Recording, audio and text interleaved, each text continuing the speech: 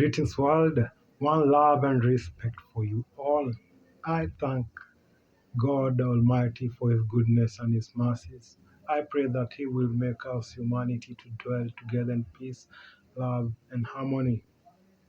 The ongoing war in Israel and Palestine has devastated the lives of innocent civilians, women, and children, which call for a permanent ceasefire and an open humanitarian corridor to meet the humanitarian need that needs to be resolved to curb human suffering with immediate effect. We need to join hands and say yes to humanity and no to every form of violence. We need to end every form of violation and respect the fundamental human rights. The war is only breeding more violence, and the reality is that it cannot be a solution to bring forth change, but it can be a catalyst if we think negatively.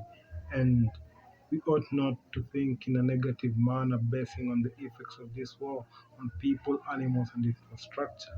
We need to stop self destruction and realize that we are only here for a short period of time. We need to embrace our diversity. Let us be united in our different diversity and prioritize to live our lives basing on peace. Then a brighter future can be assured and life can be brought back to normal. And we stop hate and embrace love.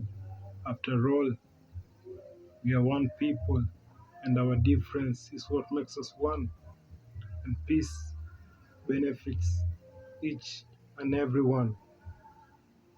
So let each one and all pray for the peace of Israel to be restored